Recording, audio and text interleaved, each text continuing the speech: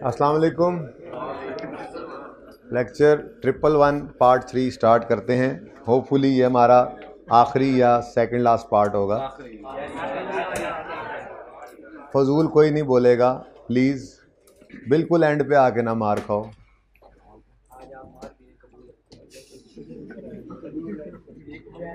अच्छा जी प्लीज़, ज़्यादा काम हमने कर लिया था, बस फिर बीच में कोई 3-3.5 घंटे की जुदाई आई थी, बीच में FAR2 की क्लास आ गई थी, तो करते करते मैं दोबारा से आ चुका हूँ।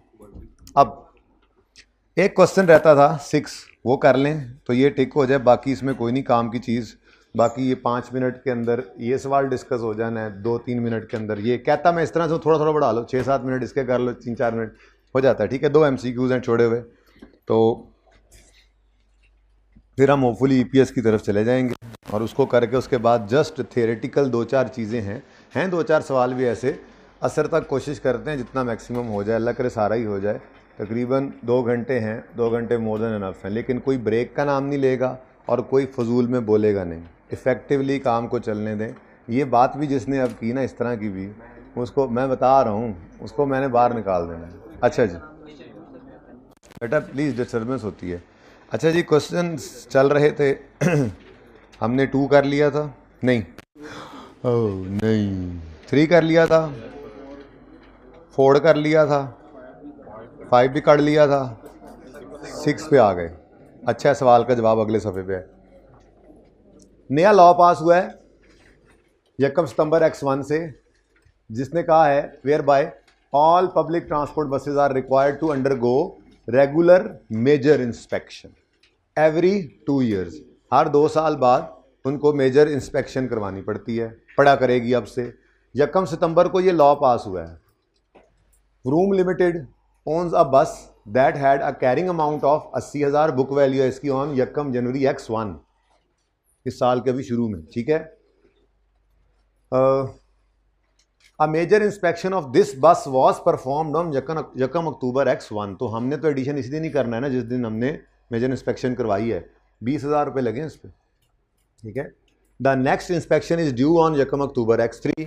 2 साल बाद वो कह रहे थे कि, और उसकी एक्सपेक्टेड कॉस्ट है 30,000 इस वक्त। फिर इतनी ही आगे मैंने कंटिन्यू कर दी कि इतनी ही हुई। ठीक है, This bus is depreciated on straight line basis to a nil residual value over its remaining useful life of 10 years calculated from 1 January X1। यानी 1 जनवरी X1 पे खड़े होकर रिमेनिंग लाइफ कितनी बताई जा रही है? 10 साल। यानी 10 साल पे हमने इसको डेप्रीशिएट करना है। कोई शक है, कोई एतराज़ है? चलो, अब 3 साल की एंट्रीज करनी है। मार्कर आप लोगों ने निकाले नहीं है। ऐसे तो नहीं ना काम होगा, ऐसे तो नहीं 2 घंटे में सारा काम खत्म होगा। मतलब ऐसे तो नहीं आखिरी क्लासें पढ़ी जाती जैसे आप पढ़ना चाह रहे हैं। अच्छा जी, फॉर द ईयर एंडेड, बहुत दूर बैठ गए यार, किधर जाऊंगा अब मैं। For the year ended 31 December X पहला 1 है। अच्छा जी, अब इसमें हमने बस बुस कोई नहीं खरीदी। ठीक है, हाँ 1 अक्टूबर को हमने ओवरऑलिंग वो क्या वही इंस्पेक्शन मेजर करवाई है और उस पर हमारा कितना खर्चा आया है। हाँ, लेकिन हम ये तो कह सकते हैं कि बस उस दिन तक तो आई होगी और बस को आने दो, उसको अलग ही रखो। यानी डेप्रिसिएशन बस की करनी है ना, वो तो 10 साल पे होनी है, वो अलग करनी है, तो ईयर एंड पे एक ही बार पूरे साल की कर लेंगे डेप्रिसिएशन। ठीक है, तो फिलहाल मैं कोई एडिशन वगैरह कोई नहीं हुआ, मैं यहाँ पे खड़े होकर पहली एंट्री कर रहा हूँ 1 अक्टूबर X1 पर। भाई साहब, मेजर इंस्पेक्शन हुई है, 2 साल फ़ायदा देगी। लॉ में लिखा हुआ है अगले ने बस नहीं रोड पे आन देनी, बस चलना है तो इंस्पेक्शन से गुजारनी है। ठीक है, बस ने चलना है तो इंस्पेक्शन से गुजारनी है, ज़रूरी खर्चा है, तो मेजर इंस्पेक्शन भी कैपिटलाइज हुआ करती है। स्पेसिफिकली जो स्टैंडर्ड ने कह दिया वो मैंने 4 चीज़ें आपको पढ़ाई हैं ना। पहली बात, day to day servicing expense out. फिर अगर डे टू डे सर्विसिंग नहीं है तो कोई ऐसा काम किया जिससे इंप्रूवमेंट आई है एसेट में, capitalize. Replacement of major part है, कैपिटलाइज। मेजर इंस्पेक्शन, ओवरऑलिंग तो इंप्रूवमेंट में डाल दिया था ना हमने। इंस्पेक्शन, मेजर इंस्पेक्शन है तो क्या करेंगे? कैपिटलाइज। लेकिन देख लेते हैं ना जो मसले मसाइल जो सवाल थे, थोड़ी हिम्मत करते तो सुबह करके जाते ये सवाल भी। अब देखो ये टाइम एक्स्ट्रा लग रहा है जी। 1 अक्टूबर को आपने कितना खर्चा किया? 20,000, ये 20,000 बस डेबिट कर दो, क्योंकि एसेट तो एक ही नजर आएगा बस, लेकिन ब्रैकेट में मैं आपके लिए लिख देता हूं क्या क्या चीज है ये, inspection, major inspection, major inspection आपके लिए मैंने लिख दिया, ठीक है। बस मेजर इंस्पेक्शन डेबिट कितने से, 20,000 से, और कैश या बैंक क्रेडिट 20,000 से, ठीक है जी। अब 31 दिसंबर ईयर एंड आया और डेप्रीसिएशन एक्सपेंस निकालना है, इकट्ठा ही निकाल लें, अलग अलग भी कर सकते हैं, मैं इकट्ठा निकाल रहा हूं, ठीक है। मैं कहता हूं जी, चूंकि ये दोनों की लाइफ अलग अलग है, 1 जनवरी पर जो बस बुक वैल्यू जितनी भी शो कर रही है अभी देख लेते हैं, उसकी रिमेनिंग लाइफ 10 है, यानी उस बुक वैल्यू को हमने 10 साल पे डेप्रिशिएट करना है, जबकि इस इंस्पेक्शन को 1 अक्टूबर से ऑनवर्ड्स 2 साल पे डेप्रिशिएट करना है, ठीक है। तो मैं अक्यूमुलेटेड डेप्रिसिएशन अलग अलग कर लेता हूं ताकि हिसाब रहे, और ठीक है ना, ताकि हिसाब रहे बस के अंदर से अलग अलग, क्योंकि बाद में उसको डी-रिकग्नाइज भी करना होता है ना, वो भी सिखाना है। तो बस की अक्यूमुलेटेड डेप्रिसिएशन निकालनी है, तो कैसे निकालेंगे जी, बस की लाइफ, बस की बुक वैल्यू कितनी थी, कितने वे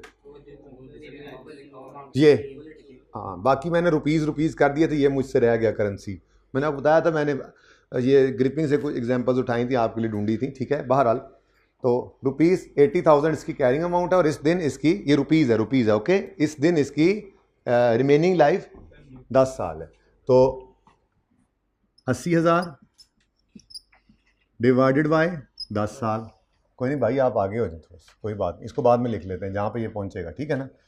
लेकिन पूरा साल डेप्रिशिएट करना है इसको, बोलो बस तो 1 जनवरी से है ना, और इस दिन इसकी रिमेनिंग लाइफ 10 साल है, तो 31 दिसंबर तक कितना डेप्रिशिएट हो गई, बोलो 8,000। लेकिन जो मेजर इंस्पेक्शन है इस पे खर्चा कितना हुआ है, इसकी कॉस्ट तो 20,000 है, और इसकी लाइफ कितनी है, ये 10 साल लाइफ थी, ये 2 साल लाइफ है, भाई एंड वालों नजर आ रहा है, वैसे सोल्यूशन आपके पास मौजूद भी मैंने दिया हुआ है, ठीक है।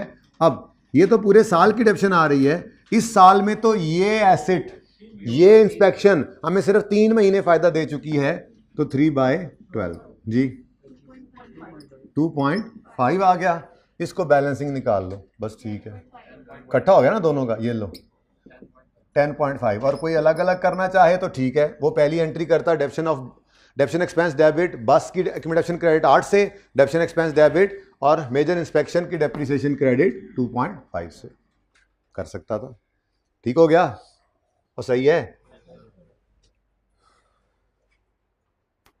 कितना था, 20,000, ओके। तो यहां पे फिर मैं क्यों इतना जज्बाती हूँ, जगह भी कोई नहीं आगे, 80/10, और अच्छा है ना आगे जगह ही कोई नहीं थी, 20/2 × 6/12, चल भैया आ जाएगा, ओके सॉरी जी 10.5 इधर आया था, भाई आप ज़रा इधर आ जाएं, भाई बहुत जगह आगे कम है, भाई के लिए मैं इधर तो आ गया हूँ, लेकिन आगे 2 साल नज़र नहीं आ रहे कैसे पूरे होंगे।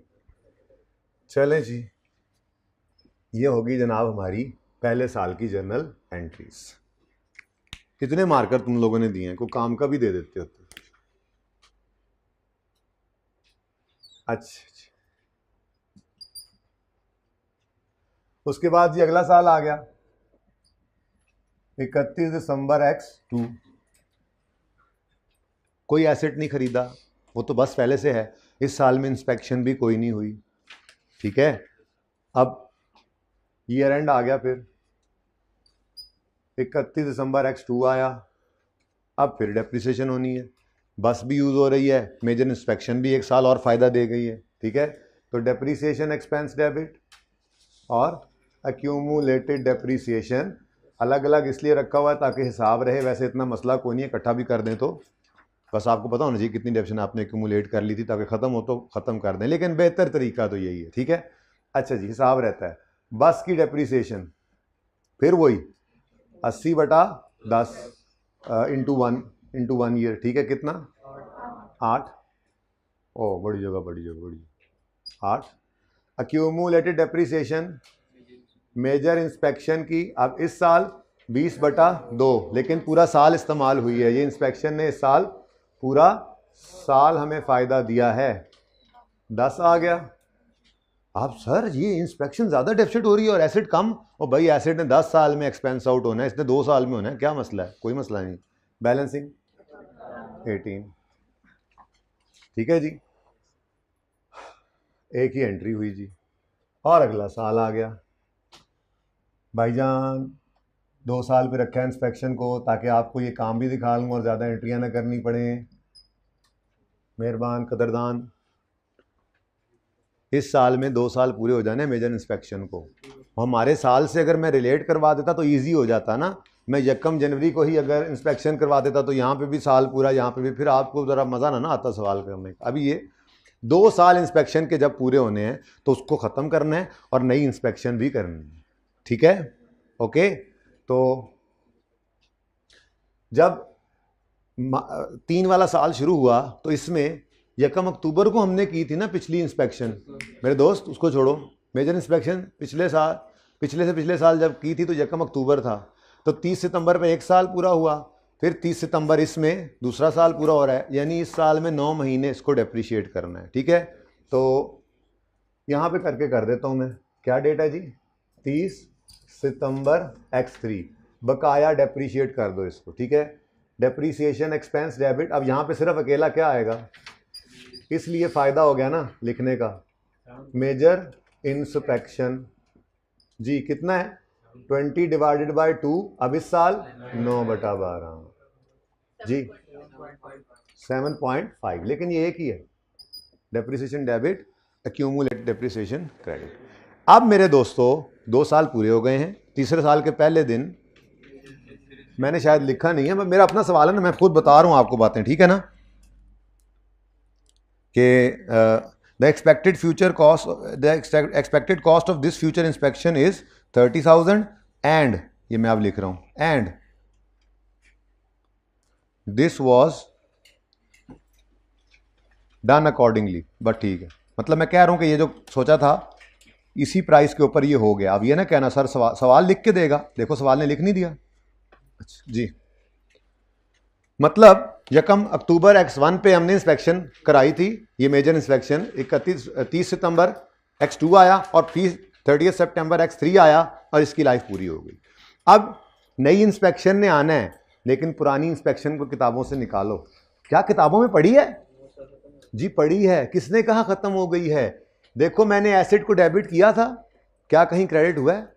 देखो मैंने अक्यूमुलेटेड डेप्रीसिएशन को क्रेडिट किया था, क्या ये डेबिट किया है? मतलब बुक वैल्यू तो 0 हो गई है, लेकिन कॉस्ट में इसकी कॉस्ट पड़ी है बच्चों, अक्यूमुलेटेड डेप्रिसिएशन में इसकी अक्यूमुलेटेड डेप्रिसिएशन पड़ी हुई है, तो इसको निकालो किताबों से। अब निकालना है तो क्या करोगे?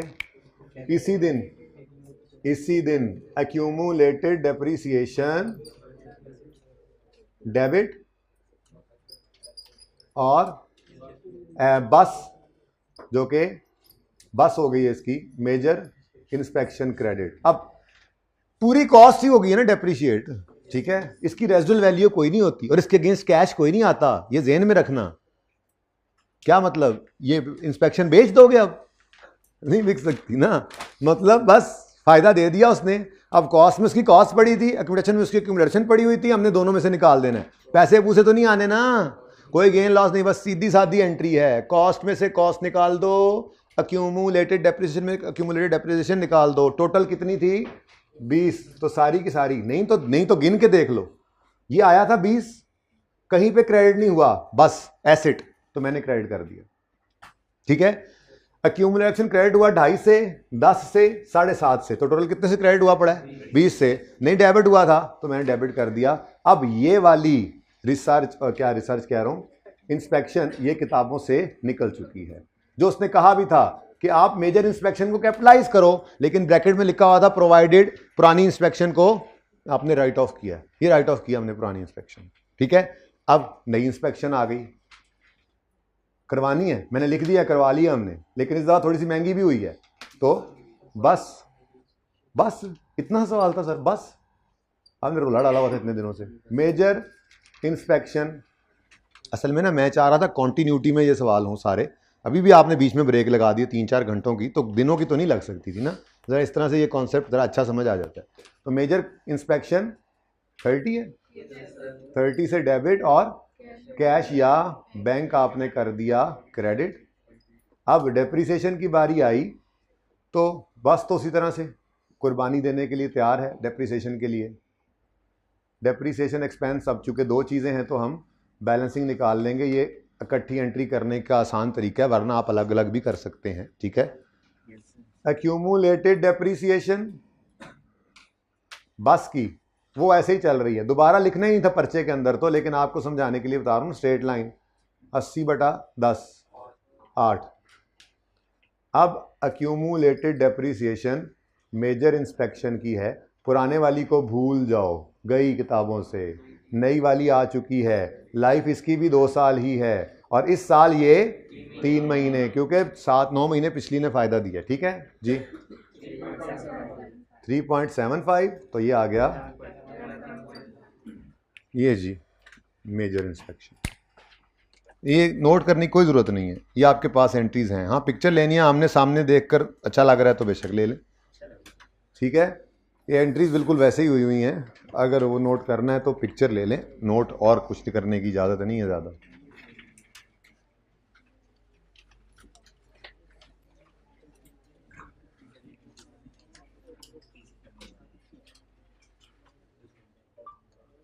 ले जी, लेंथी कामों में से एक काम हो गया। बीच बीच में ना मैंने थ्योरी के तड़के भी लगाने हैं, मैं घूमूंगा आसपास। उसकी वजह यह है कि थ्योरी मैंने एंड पे इकट्ठी कर ली ना, तो फिर मुझे चपेड़ी ही पड़नी है आप लोगों से, नींद की नहीं पड़ जानी है।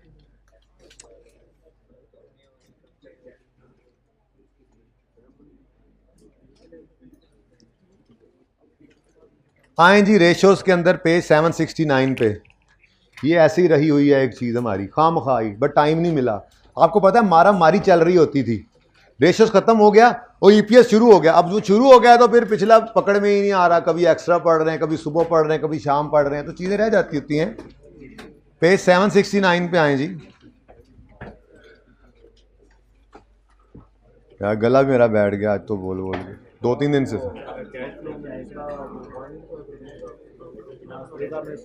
मैं एग्जाम्पल बना के लाया हूँ, मैं आपको दिखाता हूँ। नहीं तसल्ली रखो। ये देखो, debtors gross / net in indirect method and फिर पास पेपर भी एक करवाना है। और ये मैंने सुबह से लिखा हुआ है, ये मैंने कुछ लिखा नहीं, ये उस वक्त का लोडेड है, आपको पता है। मैं लिख के लाया हूँ, इसको सबसे एंड पे कराऊंगा ताकि कोई जाए ना जी। रोटी एंड पे खुलती होंगी है ना, ये रोटी है हमारी, और तो आज रोटी है कोई, चाय भी नहीं मिल रही आज तो। यार आप इधर ना बैठा करो यार, वैसे मुझे और कोई मसला नहीं है, लेकिन मैंने कभी कभी पाँव रख देता हूँ तो नहीं ना, मसला तो होता है ना, मुझे होता है। यार ये बैग नहीं, आप पीछे नहीं आ रहा, मैं सेट कर लेता हूँ। ये बैग ने फीस दी हुई है इन बैगों ने।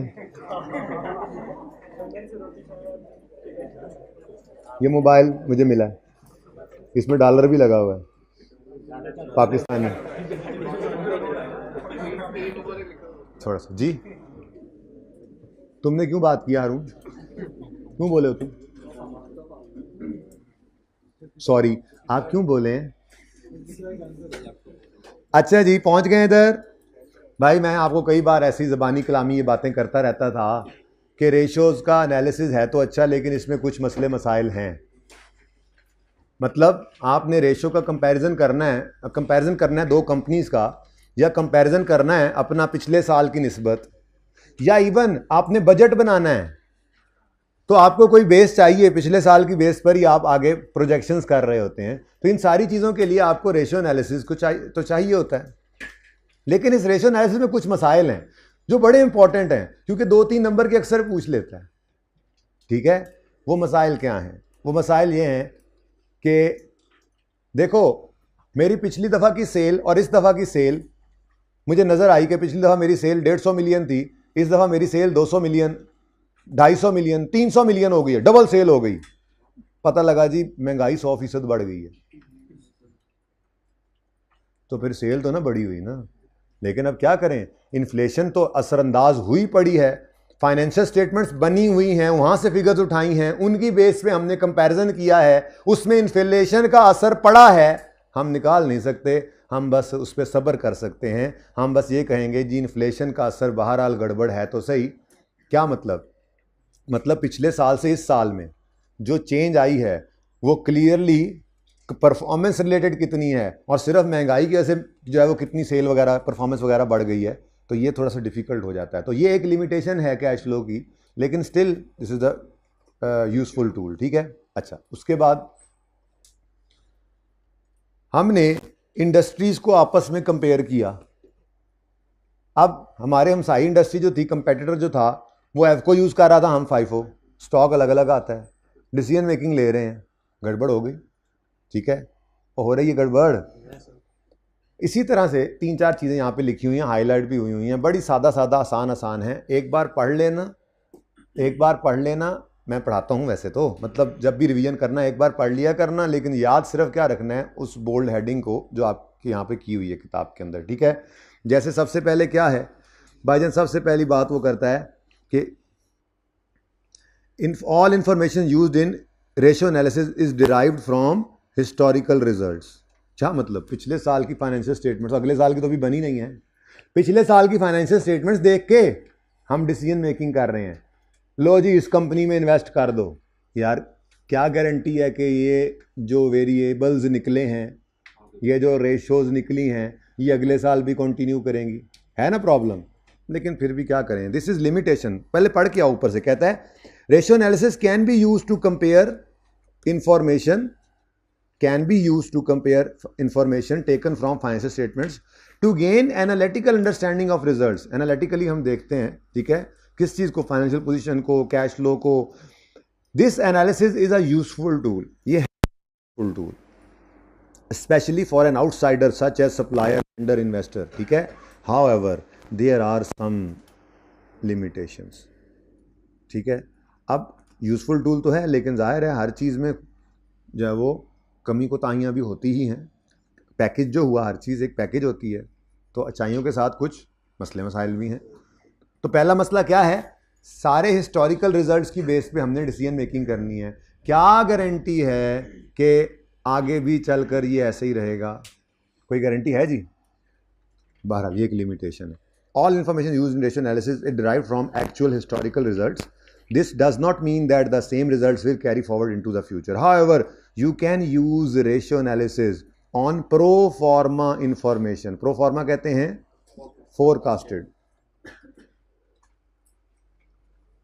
and compare it to historical results for consistency. आप ये ज़रूर कर सकते हैं कि मैं जैसे कहा बजटिंग करते हैं, तो आपके पास एक फाइनेंशियल स्टेटमेंट सब बनी हुई आ गई है पिछली, आप उसके अंदर कहते हैं यार 10% महंगाई होगी, फिर हम इतनी एफर्ट करेंगे, चलो इतना सेल हम बढ़ा लेंगे, उसके बाद ये सब कुछ करेंगे। आपने एक बजट बना लिया, आप उसको एक्चुअल से कंपेयर करके बाद में जब एक्चुअल एंड पे पहुंचो तो आप कंपेयर भी कर सकते हो कि हाँ जी क्या वेरिएशंस आए। तो ठीक है, हिस्टोरिकल रिजल्ट्स हैं, लेकिन क्या करें, आगे ना भी जा सके, यूज़ तो कर ही लेते हैं इसको, फोरकास्टेड इन्फॉर्मेशन बनाने के लिए यूज़ कर लेते हैं, हो सकता है। ठीक है। Next, information on the income statement, ये बड़ा इंपॉर्टेंट है जी, मतलब बड़ा टेक्निकल है। वो कहता है इनकम स्टेटमेंट के अंदर चीज़ें पड़ी होती हैं करंट कॉस्ट पे, मतलब नियरली फेयर वैल्यू हो, आपने चीज़ बेची है, सेल फॉर द ईयर होती है ना, इस साल सेल की है, तो क्या इस साल की सेल आपने 10 साल पुराने रेट पे की होगी? बोलो, करंट ईयर की प्राइस पे ही होगी। ठीक है। लेकिन जो आपका प्लांट पड़ा है, 10 साल पहले फैक्ट्री लगाई थी, बैलेंस शीट में तो वो उसी पे नहीं आ रहा होगा।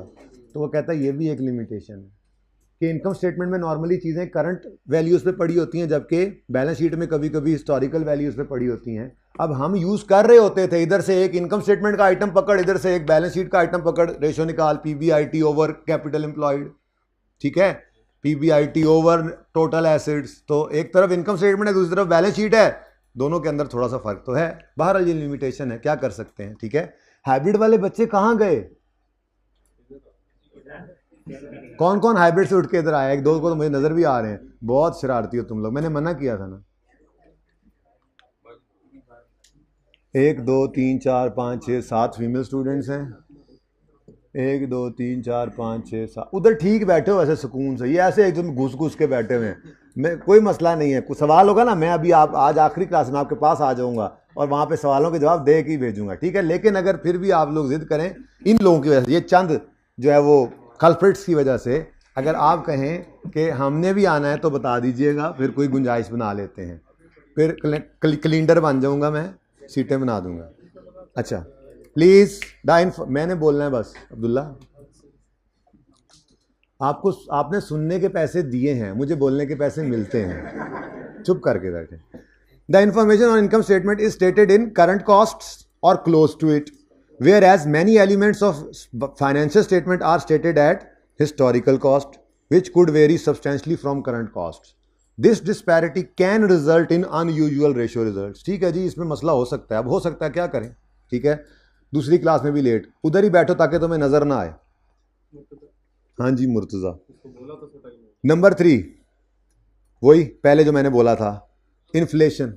इन्फ्लेशन भी एक लिमिटेशन है। क्या कहता है? If the rate of inflation has change in any of the period under review, मतलब दोनों साल हम आपस में कंपेयर कर रहे हैं और इन्फ्लेशन रेट बदल गया है, ठीक है, तो this can mean that the numbers are not comparable across periods. तो फिर तो भाई महंगाई हुई है ना, परफॉर्मेंस कहाँ से पता लग रही है आपको? महंगाई आपकी परफॉर्मेंस है, मैं बड़ी महंगाई हो गई जी, मेरी परफॉर्मेंस चेक किया आपने, इतने आप PDM.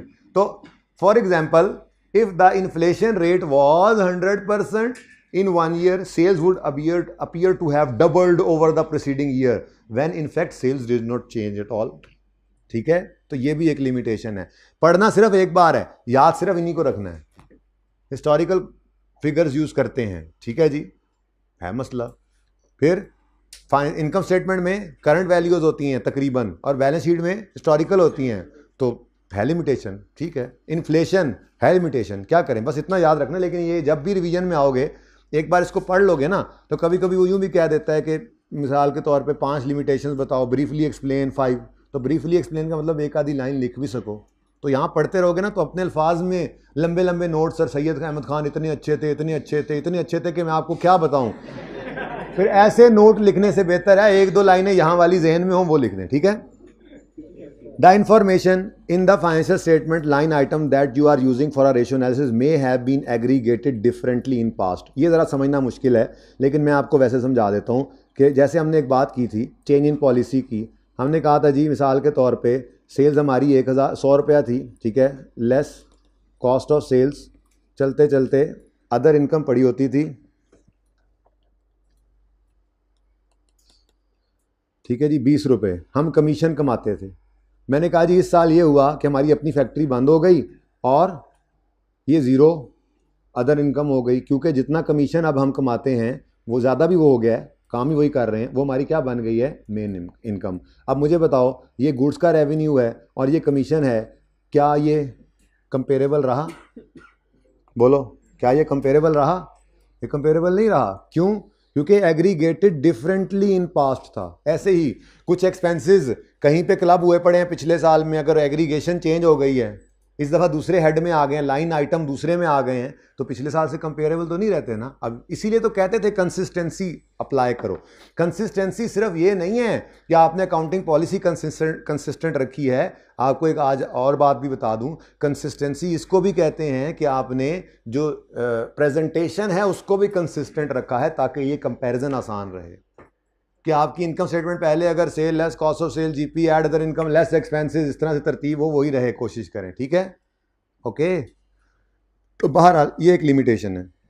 The information in financial statement line item that you are using for a ratio analysis may have been aggregated differently in past, so that running the ratio analysis on a trend line does not compare the same information through the entire trend period. ठीक है, लेकिन बात सिर्फ इतनी सी याद रखनी है, aggregated differently in past. वही बात आपकी की भी थी मैंने, डिफरेंट कंपनीज इंडस्ट्री के अंदर डिफरेंट अकाउंटिंग पॉलिसीज यूज़ करती हैं, तो उनका आपस में कंपैरिजन बहरहाल मुश्किल है। अब किसी को जाकर ये तो नहीं कह सकते तुम अपनी पॉलिसी बदलो।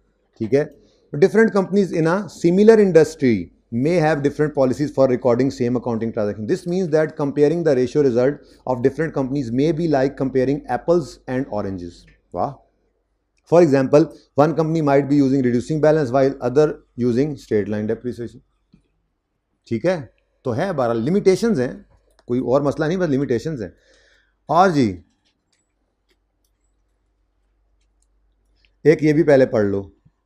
एक कंपनी जो है वो कहती है बस मेरा सामान बिकना चाहिए, ज़्यादा से ज़्यादा लोगों तक मेरी प्रोडक्ट पहुंचनी चाहिए, जिसको कहते हैं मार्केट शेयर, वो ग्रैब करना चाह रहे हैं। उसके लिए वो जो है वो मतलब जीपी कम भी कर रहे हैं, वो मार्केट कैप्चर करने के लिए उनकी स्ट्रेटजी डिफरेंट है, वो मार्केट शेयर बढ़ाने के लिए सेलिंग प्राइस कम करते जा रहे हैं, जीपी अपना कम कर रहे हैं, लेकिन नंबर ऑफ यूनिट सेल वाले अपने कस्टमर्स को बढ़ा रहे हैं, दूसरे ऐसा नहीं कर रहे।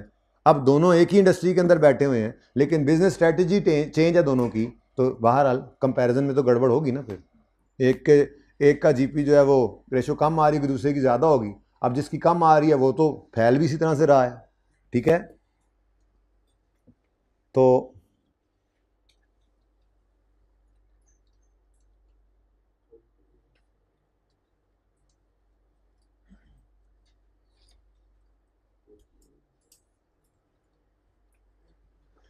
जी, तो in it can be difficult to interpret a ratio analysis comparison between two companies that are pursuing different strategies. For example, one company may be following a low cost strategy, so is willing to accept lower gross margin in exchange of more market share. Conversely, a company in the same industry is focusing on high customer service strategy where its price are higher, gross margins are higher, लेकिन फिर बंदे कम आएंगे, ठीक है।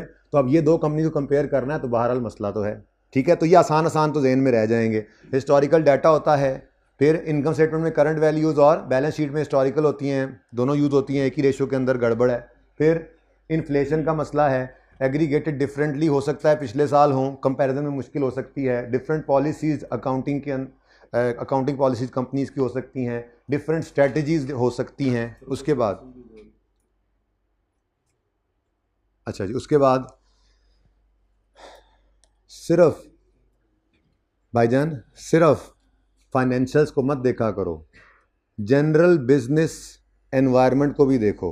यहाँ पे उसने example दी है, कहता है कि भाईजान डेटर डेज 60 हैं।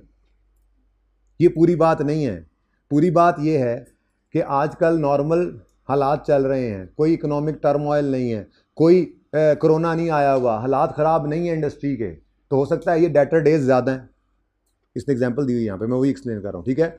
और जिन दिनों में इकॉनमी के हालात ख़राब चल रहे हैं उन दिनों में हो सकता है ये 60 भी बहुत बेहतर हो, लोग तो पैसे निकाल ही नहीं सक रहे, और ये तो 60 दिनों में आपके डेटर्स दे रहे हैं पैसे, ठीक है। तो ये क्या है, context of general business environment भी देखो, सिर्फ रेशियोज पे ही ना बैठे रहो, ये देखो कि क्या हालात आए हैं आजकल मार्केट के अंदर, क्या सूरत हाल चल रही है। पिछले साल की निस्बत इस साल कंपेयर कर रहे हो, पिछले साल हालात ठीक से, इस साल कोरोना आ गया, तो कैसे आप कंपेयर कर सकते हो, या तो कोई बहुत चढ़ गए थे या कोई बहुत डूब गए थे, हालात तो ऐसे ही हुए थे, ठीक है। तो बिजनेस एनवायरनमेंट पूरे को देखो। You need to place ratio analysis in the context of general business environment. Example वही है, for example 60 days of sales outstanding for receivable might be considered poor in a period of rapidly growing sales, but it might be excellent during economic contraction, हालात खराब हैं, when customer are in severe financial condition and unable to pay their bills, ठीक है। और अच्छा ये भी है, ठीक है, देख लें, difficult to ascertain the reason. एक बात मैं आपको करता होता था कि रेशियो एनालिसिस के अंदर यार मे का लफ्ज इस्तेमाल करना हमेशा, याद आ रहा है, ये इस वजह से कहता था। आपको नहीं पता कि करंट रेशियो 2:1 है, तो इसमें ज़्यादा वजह क्या रही होगी, ये हो सकता है, ये हो सकता है, वो यहाँ पे भी ये कह रहा है कि क्या है, difficult to ascertain the reason. कहता है जैसे मिसाल के तौर पर करंट क्विक रेशियो आपकी ऐसे टेस्ट, क्विक रेशियो 2:1 है, अब देखते ही क्या लगा, कैश बड़ा पड़ा है, हो सकता है कैश आपने अपनी कोई इन्वेंट्री ऐसे फटाफट बेच के कैश लिया और अभी ये कैश कहीं और इस्तेमाल हो जाना हो, ठीक है, तो फिर गड़बड़ तो हो गई ना। बात समझ आ रही है, वो शॉर्ट टर्म के लिए है, वो लंबे अरसे के लिए है या नहीं है, ये मसला है, ठीक है। रेशो सही करने के भी लोग कुछ इस तरह के काम कर लेते होते हैं, ठीक है। तो it can be quite difficult to ascertain the reasons for results of ratio. For example, an asset test ratio of 2:1 might appear to be excellent, while you realize that company just sold a large amount of its stock to bolster its cash position. सिर्फ cash बढ़ाने के लिए उन्होंने ये बहुत सारी inventory बेच दिया फटाफट ओने पोने। अच्छा जी, a more detailed analysis might reveal that the asset test ratio will only temporarily be at level and will probably decline in future. तो ध्यान से देखना पड़ता है। तो बहरहाल ये लिमिटेशंस कुछ इन्होंने बताई हैं। अब ये ऐसा तो है नहीं कि 10-12 नंबर का सवाल आ जाए, ये 2-3 नंबर का पूछ लिया करता है, तो इसमें से 3-4 भी जहन में रह जाएं तो काफ़ी हैं, लेकिन मेरे ख्याल में ज़्यादा ही जहन में रह जाएंगे, क्योंकि आपने तो 2-3 रिवीजन तो करनी है। जब भी रिवीजन में आना है तो आप सिर्फ एक नज़र इस पर, मैंने इस पूरे चैप्टर को मैंने 4 सफ़ों पर कर दिया था आपके लिए, ठीक है। उसी के ऊपर अगर आप वो 3 रूल्स लिख लेंगे, वो जो impact of certain transactions on ratios, कि न्यूमरेटर बढ़े तो रेशो बढ़ती है, डिनोमिनेटर बढ़े तो रेशो कम होती है, सेम अमाउंट से ये बढ़े तो कमज़ोर की तरफ जाओ। वो 3 रूल्स लिख लो ना अगर उन 4 सफ़ों पे। किन 4 सफ़ों पे?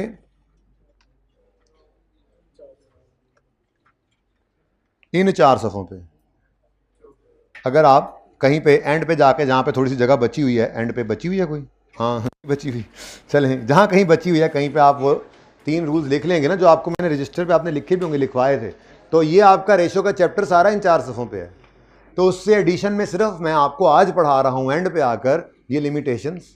तो जब भी आप ये 4 सफ़े पढ़ो, लिमिटेशन वाला सफ़ा खोल के वो भी साथ पढ़ लो यार, सिर्फ हेडिंग्स पे ही नज़र डालनी है। अभी पढ़ा है तो इनमें से 3-4 तो अभी भी जहन में रह गए हैं कि हिस्टोरिकल डाटा यूज़ होता है, इन्फ्लेशन का मसला है, इनकम स्टेटमेंट के अंदर करंट और बैलेंस शीट में डिफरेंट बिजनेस स्ट्रेटजीज हैं, डिफरेंट अकाउंटिंग पॉलिसीज़ हैं, बिजनेस एनवायरनमेंट को नहीं देखते हैं। अब बस काफ़ी सारी चीज़ें जहन में आ जाती हैं।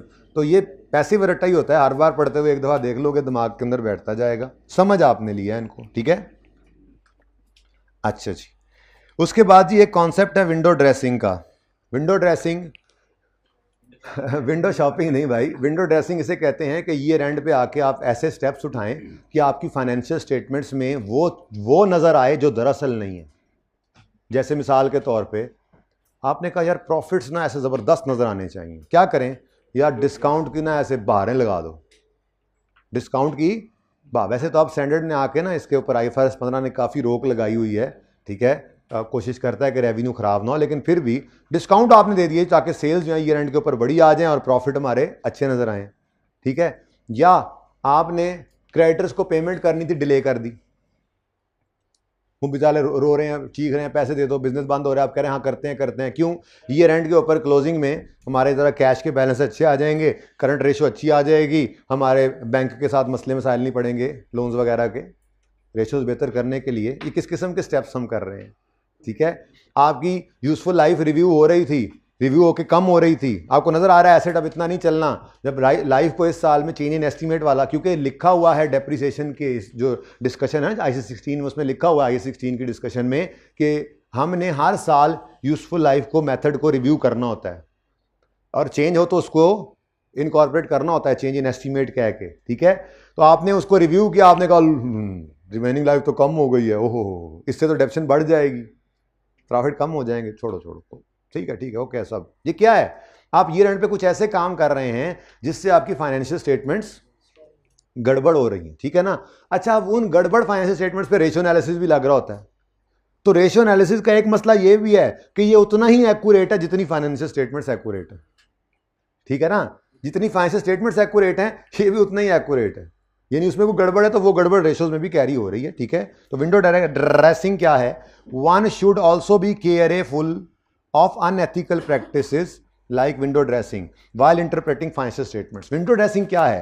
Window dressing is adaptation of the rules and practices to present financial statements in a way that business situation appears better than it actually is. ऐसे है नहीं जैसा नजर आ रहा है, बस ठीक है। ये थ्योरी के बाद फिर न्यूमेरिकल पे जाते हैं, फिर वापस आएंगे किसी और थ्योरी पे। ये हो गया बस, ये चैप्टर की इतनी थी, ठीक है। बस थोड़ी सी ये 4 लाइनें रह गई, हिम्मत करो। ये कितनी उंगलियां, ये 4 उंगलियां, 5वां अंगूठा है, क्या हो गया, जागो प्लीज 6 नजर आ रही हैं तुम्हें, बस अल्लाह खैर करे जी। कुछ और चाहिए? अच्छा सुने प्लीज, लेट मी खत्म इट, प्लीज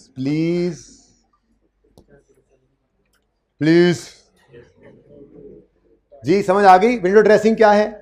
पढ़ो। दिस मैनिपुलेट्स, क्या मतलब, वो कहता है फाइनेंशियल स्टेटमेंट्स इस तरह से शो कर रही हैं बिजनेस को जिस तरह से असल में वो है नहीं, ठीक है। तो क्या करते हैं, कुछ उन्होंने मिसालें दी हुई हैं, पढ़ते हैं। This manipulates financial information and misleads the users of financial statements. Some of the ways in financial statements में भी, ये इन गलत लगाओ, some of the ways financial statements में be manipulated include delay in paying supplier, क्यों, so that period end cash balance अच्छा लगे, heavy, using lower estimate for allowance for doubtful debt, पक्का शक है 15% भागेंगे, 5% लगाया हुआ है, प्रॉफिट कम हो जाता क्योंकि एक्सपेक्टेड लॉस है फ्यूचर लॉस है प्रोविजन, इसकी एंट्री होती है profit and loss debit, provision credit. तो ये एक्सपेंस भी आपने कुछ कम किया हुआ है, प्रोविजन जान के कम की हुई है। कैपिटलाइज सब छोटे छोटे आइटम्स जो नॉर्मली एक्सपेंस आउट होते हैं ताकि प्रॉफिट सही हो जाए। मतलब कोई पेन ले रहे हैं, पेंसिल ले रहे हैं, कोई ये एक्सपेंस आइटम की चीज़ें हैं, इनको कैपिटलाइज किए जा रहे हैं ताकि एक्सपेंस ना बने कुछ प्रॉफिट एंड लॉस के अंदर, एसिड बन जाए। देखेंगे फिर 5 साल में है, 5 साल में बॉल पॉइंट जो है वो डेप्रिशिएट होगा, मतलब बेतुकी बात है। फिर offer customers early shipment discount, जल्दी चीज़ें भेजो आपको हम डिस्काउंट दे देंगे। Thereby accelerating revenue from a future period into the, मतलब उस बंदे का ऑर्डर क्या है, 5 जनवरी को चीज़ें डिलीवर होनी है, हमने से कहा भाई 25 दिसंबर इस साल के तक मंगवा लो, 5% छोड़ देंगे। क्या कर रहे हैं, अगले साल का रेवेन्यू इधर खींच के ला रहे हैं। Window dressing, lower depreciation expense by using higher useful life और रेजिडुअल वैल्यूज एटसेट्रा। ठीक है, लंबी लाइफ अज्यूम कर ली, भाई लाइफ बहुत ज़्यादा होगी। अब माशाल्लाह जी हमारा एसिड ज़बरदस्त चल रहा है, पता है आप लोगों को, हमारे एसिड की लाइफ जो हमने रिव्यू की बढ़ गई है, पता है, बढ़ने से डेप्शन कम होगी और प्रॉफिट बढ़ेंगे। विंडो ड्रेसिंग, ठीक है जी, चलें बस, और रेशो में कुछ नहीं है, यही था बस। ये देख लें, ये देख लें, किधर गया, where is where, here is here. ठीक है जी बेटा, जब बन जाएगा। ये यहाँ पे कोई क्वेश्चन रेलेवेंट था, वैसे क्लास पढ़ लेते तो बाद में भी कर सकते थे। रिवीजन प्लान कब देंगे, अभी नहीं बनाया, वैसे पिछले वाला चाहिए तो ले लो, ले जाओ। पहले ही कहा था क्लासें खत्म होंगी, कुछ सांस आएगा, अभी तो नींद नहीं आ रही। मतलब ये चीज़ें ज़्यादा अहम है ना। रिवीजन प्लान तो किसी वक्त आप तक पहुंच सकता है, और जब तक नहीं पहुंचेगा आपको पता है कि कौन से सवाल किए हैं वही दोबारा कर रहे हैं ऑलमोस्ट। कहीं से तो शुरू कर लोगे, रिसेंट से 2-4 दिन तो मिल ही जाते हैं। फिर वही गल, यहाँ पे बताओ कोई ये बात है, सवाल लिख लो, बाद में पूछ लेना, क्लास खत्म करते हैं तो। आगे कैश फ्लो को बाद में देखते हैं, अब आ जाएं जी, और करते हैं ईपीएस, करते हैं। लिखने की लिखा किस लिए हुआ। अच्छा जी, कुछ एमसीक्यूज भी बच्चों ने मार्क करवाए हैं, लेकिन सिर्फ 4-5 ही करवाए हैं, मतलब कि इसमें और कोई मुश्किल थे नहीं, बड़े मुश्किल थे। फिर किसको बड़े मुश्किल लगे, जिन्होंने नहीं किए। वो ऐसे लोग हैं जो कहते हैं बस हम लेट जाएं मुंह खोल के ऐसे, और कोई नवाला भी अंदर ही डाल जाए आके, हमें खाना भी ना पड़े उठ के। चुप है, अब जो मेरी हिम्मत इस वक्त है, जो मेरा चुप है भी इतना ही निकलना है, चुप कर जाओ, खुद अंदाजा लगा लो। अच्छा जी, सेल्फ कंस्ट्रक्टेड एसिड की एग्जांपल 113 सफ़े पे आके देख लो। आप कह रहे हो कि ये नहीं की हुई हमने, पता नहीं, मुझे लगता था कर दिया, लेकिन मुझे शक था इसलिए मैंने लिख लिया। मसला सिर्फ वही था कि इस चैप्टर के अंदर वो नोटेड नहीं ना होती चीज़ें।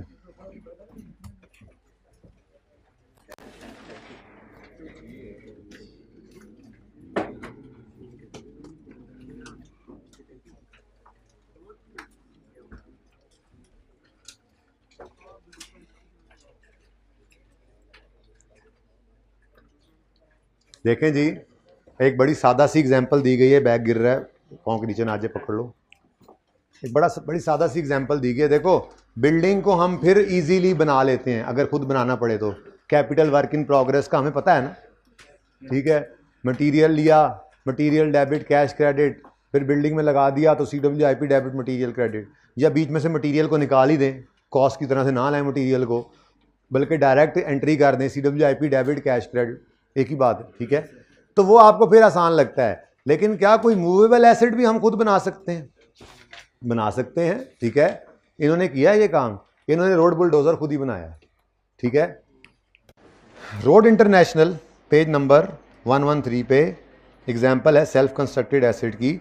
नाम है इसका, ये कंपनी का नाम क्या है जी, बैनुल अक़वामी सड़कें limited. Constructed its own specially designed road वाला बुलडोजर।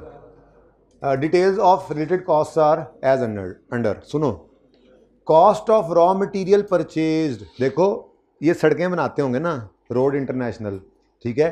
तो इनके रॉ मटेरियल में बहुत कुछ ही आता होगा, लोहा, बजरी, सीमेंट, सरिया, रेत, सारा कुछ, ठीक है। कंस्ट्रक्शन कंपनी, कंस्ट्रक्शन के काम में सारा कुछ ही इस्तेमाल होता है मटेरियल वगैरह। तो कहता है जी मटेरियल परचेज किया हमने 5 लाख का। Cost of material used in construction of road bulldozer 1 lakh का हमने बुलडोज़र में इस्तेमाल किया। हो सकता है मटेरियल के अंदर ये चीज़ें मंगवाई होंगी ना, ठीक है, परचेज़ के अंदर, जिसमें से बुलडोज़र के अंदर हमने इतना इस्तेमाल कर लिया। फिर overheads cost incurred on bulldozer कितनी है? 40,000। बाकी कुछ वेल्डिंग शेल्डिंग, बिजली और चीज़ें खर्चे मर्चे हुए ओवरहेड्स के भी, मटेरियल भी लगा, लेबर वगैरह भी होती है। और फिर चला के देखा कि सही चलता है या नहीं। Test to ensure road bulldozer safe before, तो टेस्ट रन की कॉस्ट भी एसिटी कॉस्ट में ऐड हुआ करती है। और फैक्ट्री की लेबर कॉस्ट, अब अच्छा ये शायद फैक्ट्री के अंदर सड़कें बना के फिर जाके बिछा के आते होंगे सवाल ऐसा बन गया। चलें कोई बात नहीं, खैर है, कोई नहीं, हो जाता है, आप कॉन्सेप्ट समझें जी। बनी बनाई सड़कें, बनी बनाई छतें तो सुनी थी, बनी बनाई सड़कें भी आ गई। चलें, तो फैक्ट्री लेबर कॉस्ट है। अब हो सकता है ये फैक्ट्री की बजाय कहना चाहिए था कंपनी लेबर कॉस्ट, यानी कुछ लेबर इनकी सड़कें बनाती होगी, कुछ को बुलडोज़र पे भी इन्होंने लगाया होगा, लेकिन यहाँ पे क्लियर नहीं है। अगर क्लियर ना हुआ तो मैं सड़कों वाली लेबर ही इसको समझूंगा, बुलडोज़र वाली फिर हो सकता है उसने इधर डाली हो सकता है अलग बता भी दे, ठीक है। आगे वो कहता है 80% of total labour cost for the year were incurred on building roads. अच्छा, मतलब टोटल लेबर कॉस्ट में से अल्हम्दुलिल्लाह 80% of the total labour cost road बनाने में इस्तेमाल हुई है और 20% को बुलडोज़र बनाने में इस्तेमाल किया हमने। The road bulldozer was first brought into use on a contract that started on यकम November, although it was available for a year. फिर परेशान करते हो। द कंपनी यूजेज सीधी लकीर method to depreciate the bulldozer vehicle is expected to be sold for 7,000 residual value at the end of useful life of 5 साल। अब करना क्या है? सबसे पहले ये 5 लाख जो खरीदा रॉ मटेरियल, इसकी एंट्री होगी। रॉ मटेरियल इन्वेंट्री कर दूं, डेबिट कैश क्रेडिट, क्योंकि सारा इस्तेमाल नहीं ना हुआ, सारा हो जाता तो मैं डायरेक्ट ही बुलडोज़र में फेंक देता। इसमें से 100 इस्तेमाल हो गया तो उसकी एंट्री बनी road bull or bull Red Bull. ये एनर्जी ड्रिंक चाहिए भी सी है, सुबह से पढ़ रहे हैं सर, 3 घंटे ब्रेक मैंने किया है, सुबह से पढ़ रहे हैं। ये लें जी, रोड बुलडोज़र है, ठीक है जी, रोड बुलडोज़र डेबिट। अब फिर दोबारा कैश नहीं पे कर देना, हाँ वो हमने ख़रीद लिया है और पड़ा हुआ था हमारे पास, तो रॉ मटेरियल इन्वेंट्री क्रेडिट। ये सवाल नहीं किया था वाकई, मुझे नहीं लगता, ऐसे ही ना कह दिया करो, मुझे भी नहीं लग रहा, मुझे पता लग जाता है कि सवाल किया हुआ है क्लास में या नहीं, बस 1 मिनट शुरू करने की देर होती है। नहीं किया, मुझे रात को ही शक पड़ा था, लेकिन उस वक्त मेरा दिमाग पूरी तरह से किया, बिल्कुल एंड पे मैंने ये फिर लिख दिया था।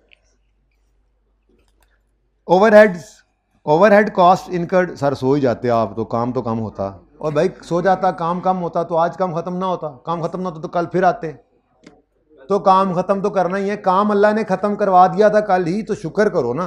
अब आज खड़े होकर हमने सारी किताब को भी देख लिया, फिर भी कुछ रह गया इंडिविजुअली पूछ सकते हैं मेरे से आके, मैं बैठूंगा, और अगर मुझे बाद में मिल गया तो मैं भेज लूँगा इंशाल्लाह। कैमरे भी इधर होते हैं, कैमरामैन भी इधर होते हैं, और मैं इधर नहीं होऊंगा तो लैपटॉप पे स्क्रीन रिकॉर्डिंग हो जाती है, आपको पहुंच जाएगा वो जो भी रहा हुआ होगा इंशाल्लाह, ठीक है। अच्छा जी, overhead cost incurred on building road bulldozers. Overhead cost road bulldozer कितनी कॉस्ट? 40।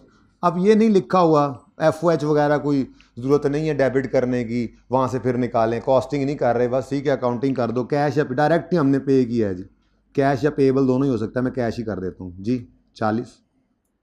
उसके बाद इस 20,000 की एंट्री क्या होगी? रोड बुलडोज़र डेबिट, क्योंकि ये क्या है?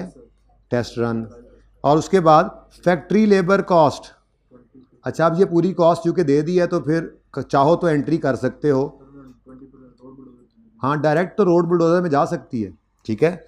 जैसे ये वाली एंट्री पहली ना करो, क्योंकि उसने क्या कहा हुआ है, transaction related to road bulldozer, तो पहली एंट्री आप स्किप भी कर सकते हो। चलो फिर और अगर नहीं करनी तो फिर वो भी कर लो, फिर यहाँ पे भी कर लो, यहाँ पे आप फिर एंट्री कर लो, फिर वही वर्क इन प्रोसेस आ जाता है। छोड़ो ठीक है, इग्नोर ही करो, पहली भी इग्नोर करो, ये इजी रखो काम को, क्योंकि ये FAR 1 का पर्चा है ना, ठीक है जी। फैक्ट्री लेबर कॉस्ट 3 लाख, इसमें से 20 को ही काट दिया मैंने, 20% जो है वो रोड बुलडोज़र में लग गई। जी 300 इंटू 20%, 60। यहाँ तक कोई मसला? अब आगे पढ़ लें कोई ऐसी चीज़ जो बाद में पढ़ी हो, ऐड कर दें। आगे कहता है रोड बुलडोजर, अच्छा ये यूज़ में आगे डेप्रिसिएशन का डाटा है। अब किस दिन रेडी टू यूज़ हो गया? आप ज़रा देख लें, ये भी डेबिट हो चुका है इसमें, ये भी डेबिट हो चुका है, ये भी डेबिट हो चुका है, यानी कि ये रोड बुलडोजर 220 के ऊपर पड़ा है, कह सकते हैं ना, ठीक है। इसकी लाइफ 5 साल बता रहे हैं, रेजिडुअल वैल्यू 7000 है और डेप्रीशिएट इसको कर लेना है अब बस, और तो कुछ नहीं करना। एक और भी काम हो सकता है, capital work in progress debit करते रहो। क्या ख्याल है? एक जैसा बिल्डिंग जैसा कर लेते हैं, बड़ा आसान हो जाएगा आप लोगों के लिए, कोई नई चीज़ ही नहीं रहेगी। ये सवाल कोई नहीं, एक एंट्री सिर्फ बढ़नी है, वो ट्रांसफ़र की एंट्री होगी, एक एंट्री सिर्फ बढ़नी है, ठीक है। तो यहाँ पे capital work in progress reducing balance dozer,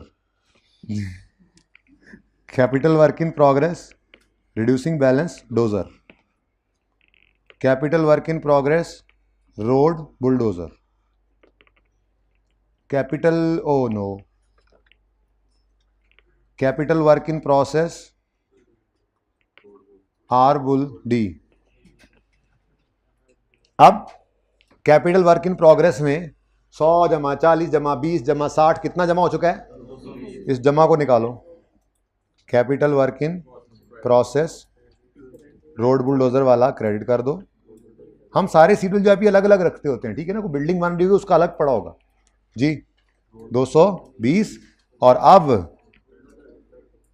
road bulldozer debit कर दो। अब इसको डेप्रिशिएट करना भी आसान है। Depreciation debit accumulated depreciation credit 220 minus 7 करना मत भूलना, डिवाइडेड बाय 5। लेकिन ये किस दिन हुआ है? ये 1 अक्टूबर को एंट्री पास हुई है। 1 अक्टूबर एक्स केड़ा एक्स है 2, ठीक है जी। तो ये एंट्री 1 अक्टूबर को हुई है, तो अक्टूबर नवंबर दिसंबर जी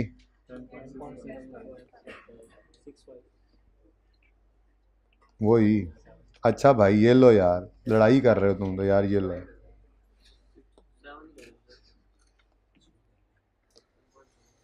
ठीक है जी। तो इसका मतलब आप कोई अगर एसेट बनाएं, इससे ज़रा थोड़ी सी रिवीजन होगी। Capital work in progress building का भी ऐसा ही होता है।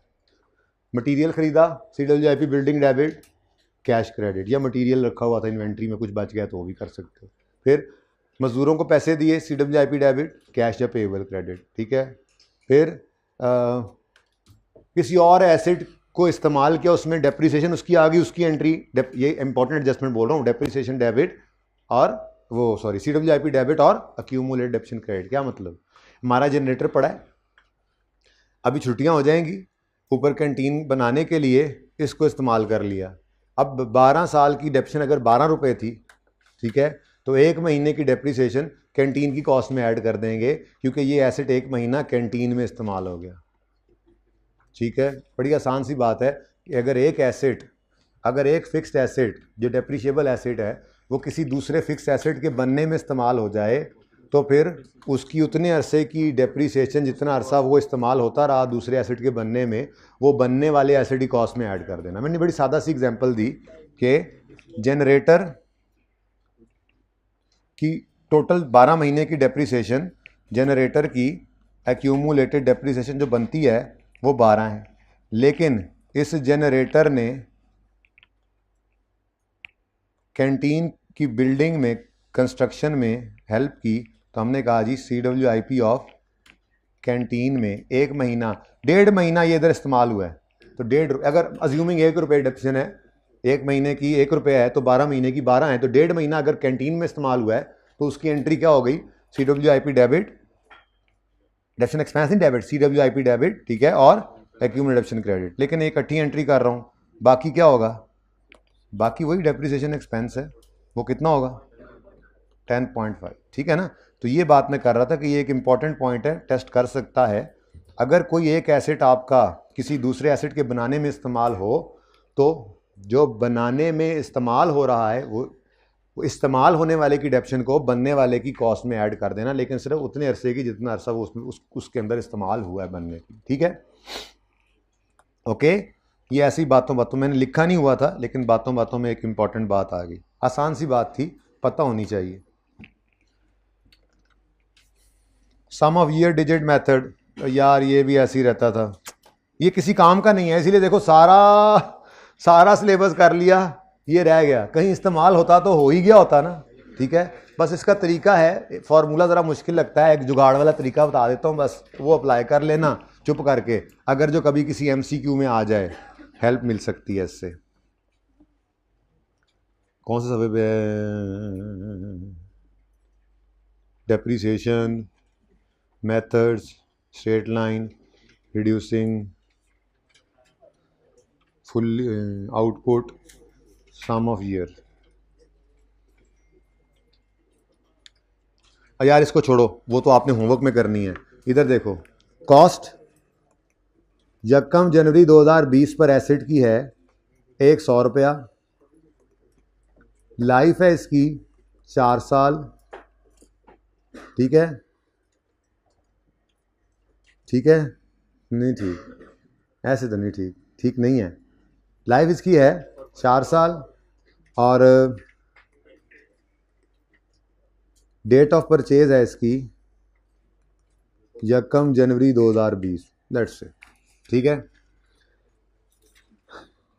Calculate depreciation of 20, 21, 22, 23 using sum of years digit method. कोई MCQ ही आ जाता है।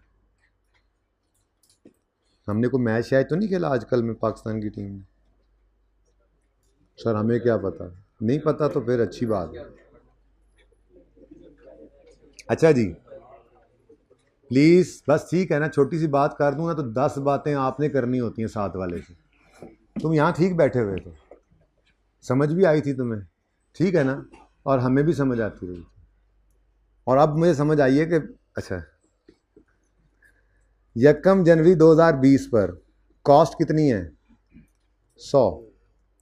31 दिसंबर 2020 आया, डेप्रीसिएशन निकालनी है, कोई फार्मूला चाहिए जिससे 100 को पकड़कर डेप्रीशिएट करना है। अब 4 साल से नहीं हो सकता, ये को मेथड डिफरेंट है। एक छोटा सा हम काम किया करेंगे। ठीक है, हमने ये करना है कि हम ईयर लिखेंगे 1, 2, 3, 4। ये हमने क्या लिखा? लाइफ। ठीक है, लाइफ भी लिखी और साथ साथ लिखते भी गए कि ये 2020 ईयर 1 है, 2021 ईयर 2 है, 2022 ईयर 3 है और 2023 ईयर 4 है। ठीक है, उसके बाद हमने इसको उल्टा देना है। ठीक है, यानी कि बेसिकली हम करते क्या हैं, हम हर ईयर को एक डिजिट एलोकेट करते हैं। हम हर ईयर को एक स्पेसिफिक डिजिट एलोकेट करते हैं। वो एलोकेशन इस तरह कर देते हैं कि हम इसी को उल्टा देते हैं, यानी ईयर 1 को 4 डिजिट एलोकेट कर दिया, इसको 3, इसको 2, इसको 1। ठीक है जी, और फिर इनको कर लेते हैं हम सम, इन ईयर्स के डिजिट्स का कर लेते हैं हम सम। कितना बन रहा है? 10। अब डेप्रीसिएशन निकालनी हो तो उसका फॉर्मूला होता है, डेप्रीसिएशन एक्सपेंस का फॉर्मूला होता है कॉस्ट माइनस रेजिडुअल वैल्यू। ये कॉमन है, रिड्यूसिंग बैलेंस मेथड के अलावा रेजिडुअल वैल्यू ने माइनस हर मेथड में होना है। स्ट्रेट लाइन है तो cost minus residual value, output method है तो cost minus residual value, sum of year है तो कॉस्ट माइनस रेजिडुअल वैल्यू। सिवाय रिड्यूसिंग बैलेंस मेथड के इसने माइनस हर मेथड में होना है। ठीक है, हाँ, लेकिन इसको डिवाइड करेंगे sum of years digit, sum of years digit multiplied by relevant years digit, relevant years digit. सारे ईयर्स का जो सम है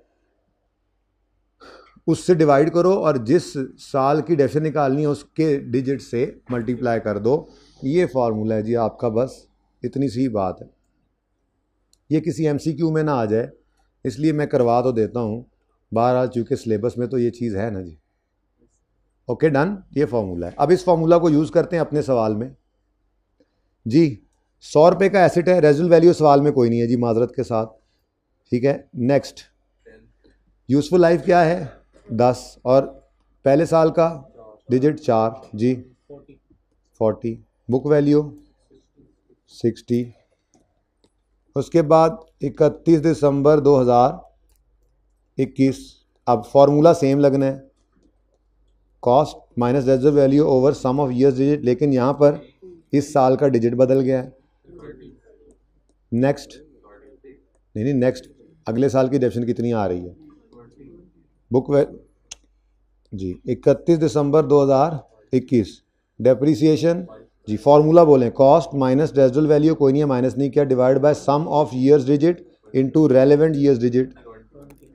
तो ठीक है अगले साल की भी आप निकाल लेंगे, मुझे पता लग गया है, लेकिन देखें गौर करें तो ये तकरीबन वही रिजल्ट दे रहा है जो रिड्यूसिंग बैलेंस देता था, यानी हर साल डेप्रिसिएशन कम होती जा रही है। तो इसीलिए वो यूज़ कर लिया जाता है, इसको यूज़ नहीं किया जाता। ठीक है, नॉर्मली ये मैंने प्रैक्टिकली कहीं पे ये यूज़ होते नहीं देखा आज तक, कहीं होता हो शायद, बहरहाल ये एक मेथड तो है।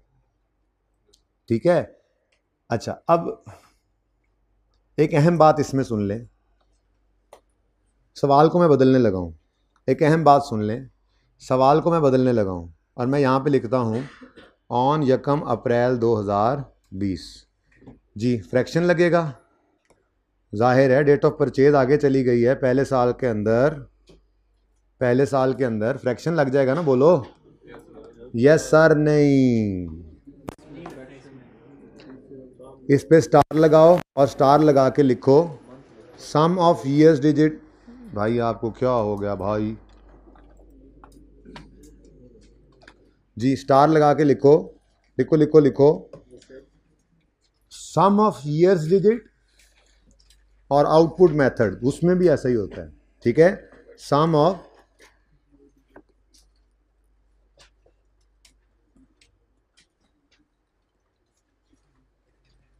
और आउटपुट मेथड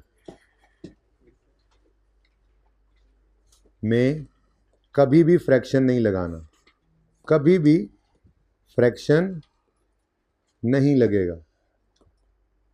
ओके, उसकी वजह पता है क्या है, देखो ना आउटपुट मेथड में हमने डेप्सिट कितना करना है, जितना पहले साल में उसने यूनिट्स बनाए, चाहे वो साल के पहले दिन आ गया, चाहे वो साल के 8वें महीने में आ रहा है, हमें उससे कोई गर्ज ही नहीं है। वक्त के हिसाब से डेप्सिट कर नहीं रहे हैं, डेप्रिशिएट तो हम कर रहे हैं यूनिट्स के हिसाब से।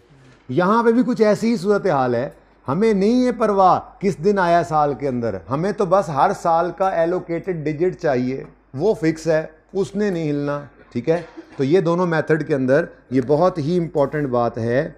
अगर कोई बात इंपॉर्टेंट है तो मैं समझता हूँ यही है, बाकी तो आउटपुट मेथड इंपॉर्टेंट इसलिए कि वो यूज़ हो जाता है, ये यूज़ नहीं होता, लेकिन ये बात याद रखनी है, आउटपुट मेथड में और सम ऑफ ईयर्स डिजिट मेथड में फ्रैक्शन नहीं लगाना। ठीक है जी, डन जी।